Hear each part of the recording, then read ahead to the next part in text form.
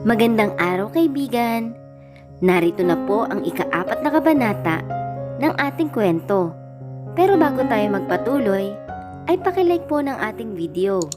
Pakiclick din po ng subscribe button, gayon din ng bell icon, para lagi po kayong updated sa mga parating ko pang mga upload.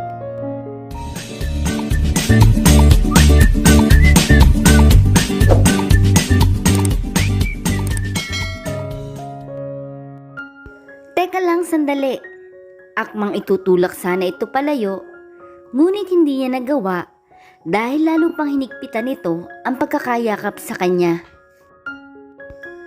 Walang makapagsasabi na parang binibiyak sa sakit ang ulo ni TJ nang magising siya kinaumagahan.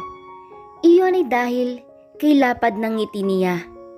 He had the best sex dream ever.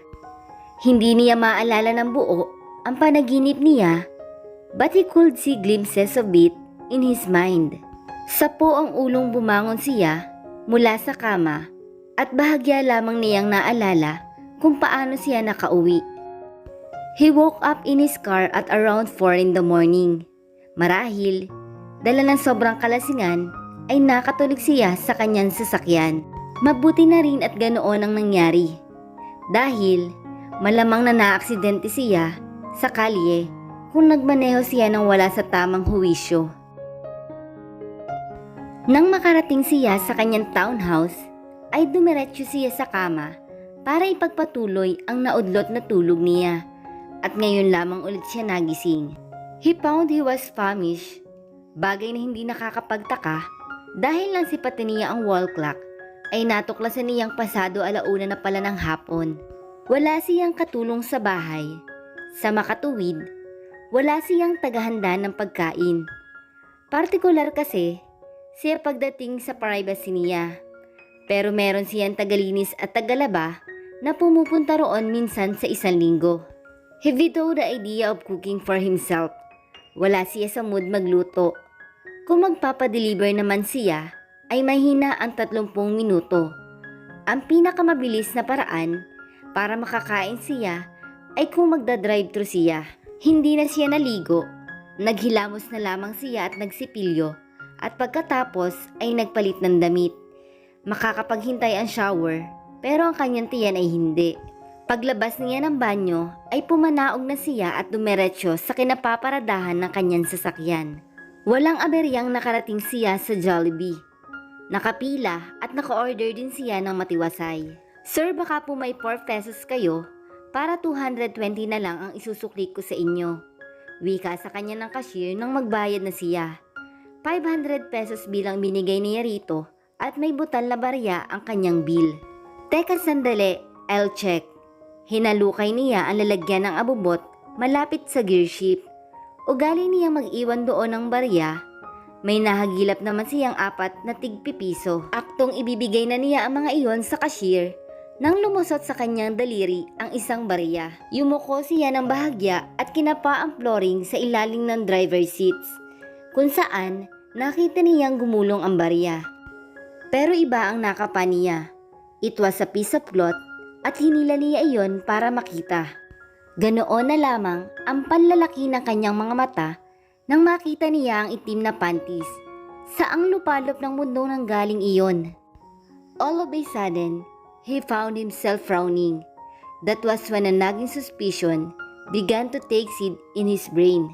Malaki ang kinalaman ng hinalang iyon sa napanaginipan niya. Panaginip nga lang ba iyon? Ngayon ay nagdududa na siya dahil kung ganoon nga iyon, ay ano ang ginagawa ng itim na underwear sa kanyang sasakyan. He came to the conclusion that his dream wasn't a dream after all. Therein came the next question. Who then was the girl he had a spectacular sex with? "Sir, may customer pong naghihintay sa inyong likuran." Naputol ang takbo ng iniisip niya sa sinabing iyon ng service crew. Despite himself, he found himself blushing. Nahuli kasi niyang napatingin din ito sa hawak niya. Ibinigay niya rito ang hinihingi nito at nang matapos ang transaksyon nila ay pinausad na niya ang sasakyan. Hanggang makauwi siya ay palaisipan pa rin sa kanya ang hiwaga ng itim na underwear. Liam Lester was a sweet guy. Sa pagdaan ng mga linggo, ay patuloy pa rin ang inosenteng pakikipagpalitan ni Sarah ng text message dito. Hanggang sa isang araw, ay yayain siyang lumabas nito. Wala siyang makitang dahilan para tanggihan ito, kaya nagpaunlak siya. Hindi niya tinanong dito kung saan siya nito balak dalhin. Ngayon ay pinagsisisihan niya at nakaligtaan niyang gawin iyon. Kanina, nang pumasok sila sa entrance ng Araneta Coliseum, kulang na lamang ay bumaba siya ng kotse kahit umaandar pa iyon. Ang lugar na iyon kasi ang official venue ng ligang kinabibilangan ng team ni TJ. Ayaw muna niyang makita ito, mananaliwa lamang kasi sa kanyang isip ang kagagahan niya. Ano pa ba ang pwedeng itawag sa ginawa niya, kundi isang ubod ng laking kagagahan? Maging sa TV at dyaryo ay iniiwasan niyang makapanood o makabasa ng kahit anong patungkol dito. Nagkataon lamang na noon pa ay naisapuso na niya ang game schedule nito. Kaya alam niyang ang team nito ang maglalaro ng araw na iyon. Gusto sana niyang sabihin kay Lester na sa ibang lugar na lamang siya magtungo. Kahit saan, wag lamang doon. Ang kaso, tiyak na tatanungin siya nito kung bakit at hindi niya alam kung paano siya magpapaliwanag dito.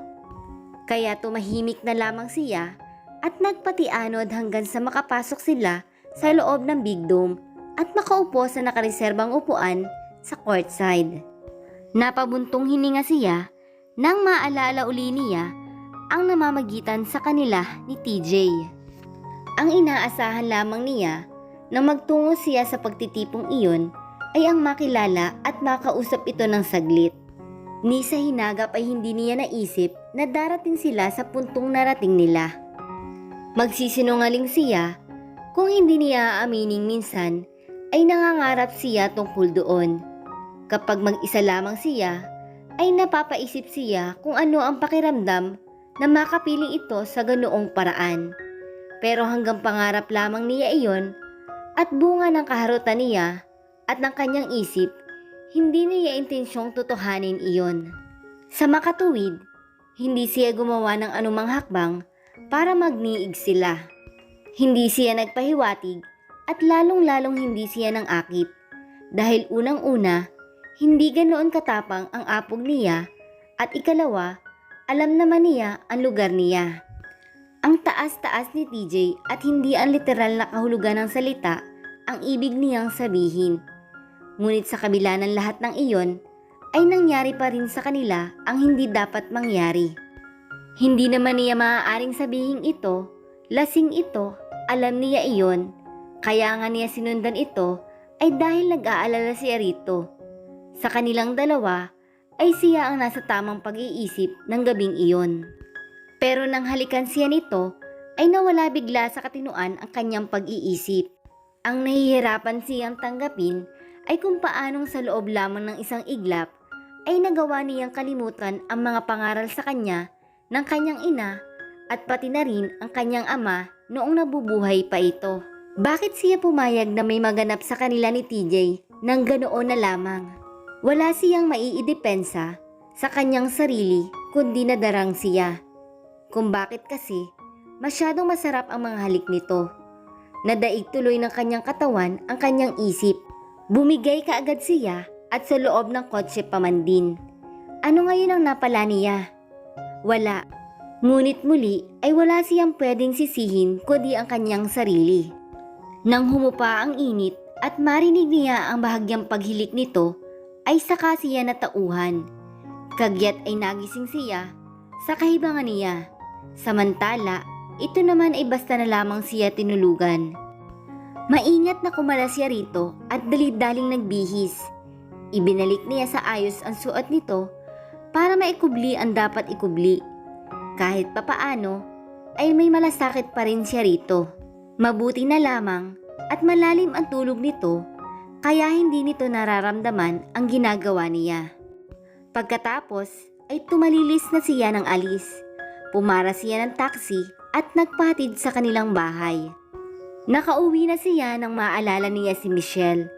Nang tingnan niya ang kanyang cellphone, ay nakita niyang nakailang missed call na pala ito sa kanya.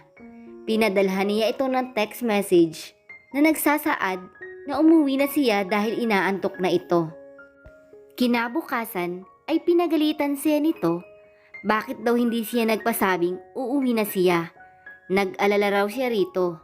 Nagdahilan na lamang siya at sinabing nagpadala siya ng text message dito bago siya umalis ng hotel at marahil ay hindi lamang nito natanggap iyon. Hindi niya masasabi rito ang totoong nangyari. Hindi niya kaya. Nahihiya siya rito. Ang isang bahagi ng kanyang pagkatao ay nanliliit dahil sa ginawa niya. Malamang na hanggang sa hukay ay dalhin niya ang lihim na iyon. Gusto mo ng popcorn? Putol ni Lester sa itinatakbo ng kanyang isip. No thanks, busog pa ako. Paano siya makakakain? Gayon alam niyang maya-maya lamang ay makikita uli niya si TJ. Nang tawagin ng announcer ang first five at masilayan niya si TJ na tumatakbo papunta sa gitna ng court, ay nabuhay na naman ang pagnanais niyang lisanin ang lugar. Ang tanging pumigil lamang sa kanya ay ang pagnanais na makita pa ito ng mas matagal. Sa umpisa ay bantulot pa siya, ngunit nang magsimula na ang proper game ay nagsimula na rin siyang mag-enjoy sa panonood. Umiral na naman ang natural na pagkahilig niya sa laro. Pretty soon she was again cheering and heckling like the avid fan that she was. Maya-maya ay bahagyan dinunggol ni Lester ang kanyang balikat para kunin ang atensyon niya. Bakit? Inginuso nito ang jumbotron sa kisame at nakita niyang nakabalandra doon ang kanyang mukha. Na-conscious siya bigla. Alam kasi niya kapag ganoon ay makikita rin siya sa TV. Noon lamang iyon nangyari sa kanya kaya hindi niya alam kung paano magre-react.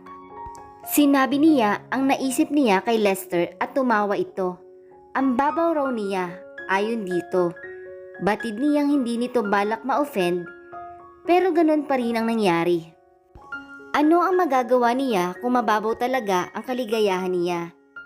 Sa halip na magkomento at gawing issue pa ang mga bagay na iyon, ay ibanilik na lamang niya sa court ang atensyon niya. Katatapos lamang mag-shoot ni TJ ng charity. Sayang at hindi pumasok ang unang tira nito. Marahil ay off day nito ng araw na iyon. Hindi talaga naiiwasan ang mga ganoong pangyayari. Lalo pang tumibay ang sampantahan niya nang maya-maya lamang ay tawagin ito ng foul ng referee. Alam niya kung paano maglaro ito. Hindi ito kaganoon kapabaya. Mukhang distracted ito. Ano kaya ang iniisip nito na mga sandaling iyon? Nasiko si TJ ng kalaban sa sikmura. Hindi niya ininda ang sakit. He had grown used to it for it was a part of the game. Kagyat na pumito ang referee at sumenyas ng foul. Tumigil ang laro at nagtungo siya sa free throw line. Doon ay pumosisyon siya at saka inasinta ang hoop. Huminga siya ng malalim at saka tumira. Ngunit kasabay ng pagpapakawala niya ng bola, ay may umagaw ng atensyon niya. Nawala ang konsentrasyon niya, kaya namintris niya ang tira. Ang sanhi ng pagkakadistract niya ay naroroon sa isang malapad na video screen na nakasabit sa metal beam. Tuwing magpapa ng kamera ng gallery, ay rumerehistro sa monitor ang mga imahe ng audience. Sa pagkakataong iyon, ay huminto sa mukha ng isang babae ang kamera. Agad na namukha niya ito at dagsang nanumbalik sa kanya ang mga nangyari ng gabing iyon pagkatapos ng engagement party ni Anthony. Everything became clear to him. Animo, isa siyang amnyasak na nakatisod ng trigger para maalog ang kanyang memorya. Parusa sa kanya ang mga nagdaang araw. Palagi niyang naiisip ito. He could remember her scent, the feel of her skin, the sound she made. He could recall everything but her face. Kay tagal niyang nabagabag sa kaiisip kung sino ang mystery lover niya. After 2 long months, sa wakas ay nagkaroon ito ng mukha. Nakakasiguro siya na ito yung babae na ipinakita sa screen bago siya. Siguradong sigurado siya roon dahil lang makita niya ito ay inalihan siya ng nakakatuwang pakiramdam. Sinuyod ng kanyang mga mata ang bahagi ng gallery kung saan alam niyang naroroon ito. Mabuti na lamang at nakaupo ito malapit sa railing. Ginamit niyang palatandaan ang malapat na tarpaulin na nakasabit doon kaya madaling natunton ang kinaroroonan nito. Nakaupo ito, di kalayuan sa kinatatayuan niya kaya kitang-kita niya ang mukha nito. Oh yes, it was indeed. Ngayon ay malinaw na sa kanya ang lahat. Ang tanong na lamang sa kanyang isip ay kung ano ang gagawin niya. Hindi na bago sa kanya ang konsepto ng one night stand. Subalit, hindi niya magawang ituring na one night stand ang nangyari sa kanila. Kahit hindi niya kilala ito, alam niyang hindi ito ang tipo ng babae na komporme sa casual sex.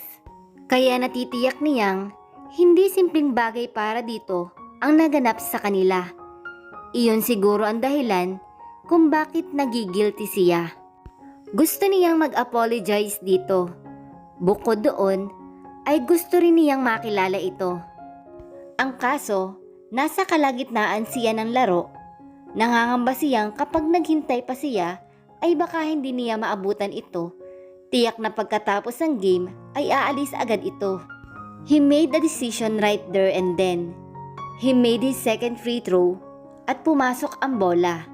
Nag-resume ang play at nasa depensa ang team niya.